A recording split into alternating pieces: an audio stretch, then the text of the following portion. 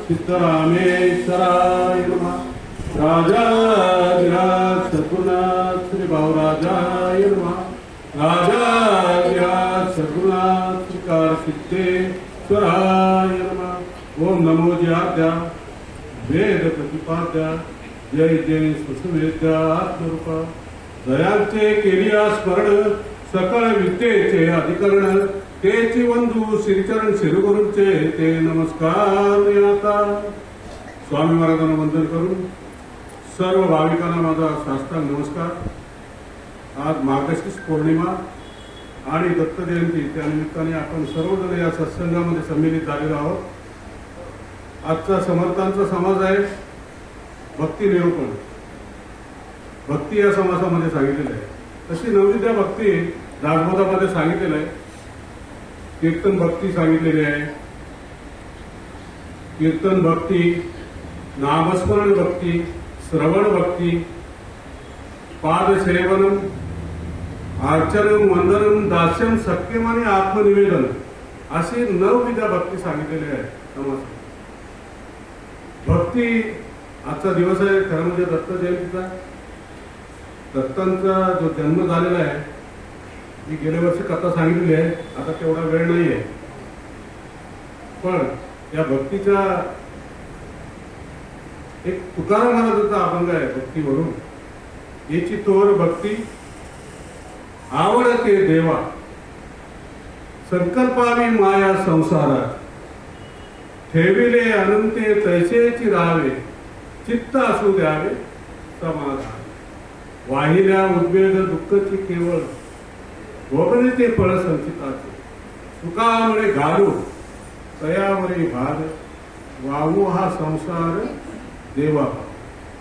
काय सुंदर सांगितलेलं बघा।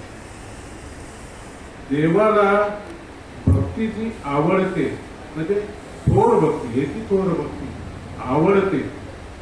ती कसली भक्ती आवडते की आपण या मायाजाळामध्ये या संसारामध्ये आपण गुरफटलेलो आहोत।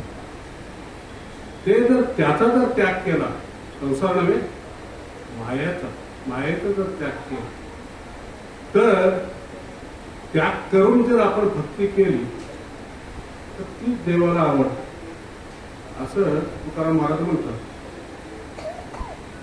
दुसऱ्या चरणामध्ये सांगितलेलं आहे, ठेविले अनंते तैसेची राह।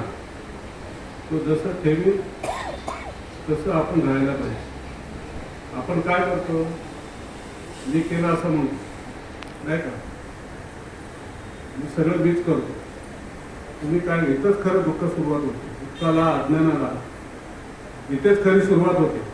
आपण काय करतो, ते सगळं मी करतो, आपण काहीच करत नाही। बघा काय, तुम्ही भात खाता, भाकरी खाता, पोटात जाते, विरघळतं नाही का, आणि त्याच्यापासून रक्त तयार होतं।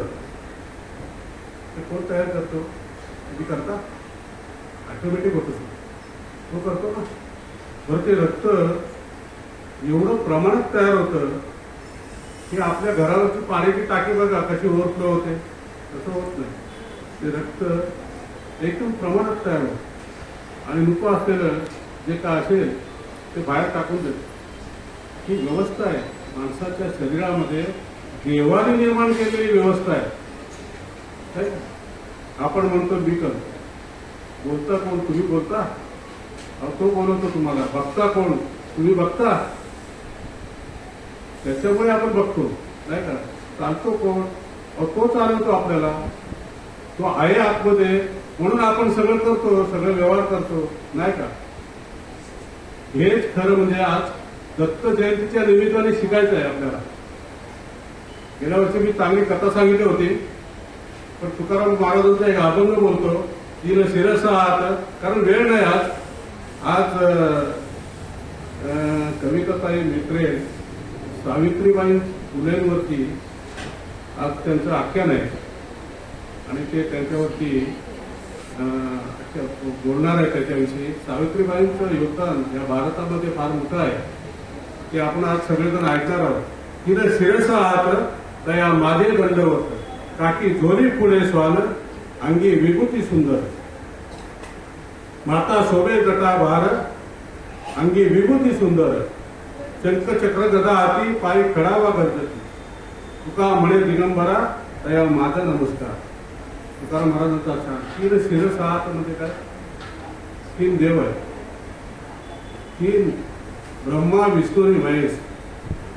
ब्रह्म म्हणजे सृष्टीचा निर्माण करता आणि विष्णू म्हणजे पालन करतात, सृष्टीचं पालन करतात. शंकर म्हणजे संवाद करतात. अध्यात्म दृष्टीने बघायचं असेल आपल्याला तर ब्रह्म म्हणजे ज्ञानाची उत्पत्ती, विष्णू म्हणजे ज्ञानाचं जतन आणि शंकर म्हणजे अज्ञानाचा नाश. आता मी तुम्हाला सांगितलं ना, तेच आहे नेमकं. दत्तात्रय म्हणजे अनुसया म्हणजे असूया नसलेली, तिच्या पोटी जन्म झालाय. अत्री ऋषी आणि अनुसया यांच्या पोटी दत्तात्रयांचा जन्म झाला. अनुसया ही फार मोठी पतिव्रता होती. अत्री मुनी म्हणजे ज्यांची सर्वांची मैत्री, ते अत्री. किडा मुनीची सुद्धा वैर नाही असे अत्री, आणि त्यांच्या पोटी दत्तात्रयांचा जन्म झाला. म्हणून काठी झोली पुढे स्वान, अति मोठी कथा आहे. मी आता काय सांगत नाही, त्याला फार वेळ लागेल. तर आज आपल्याला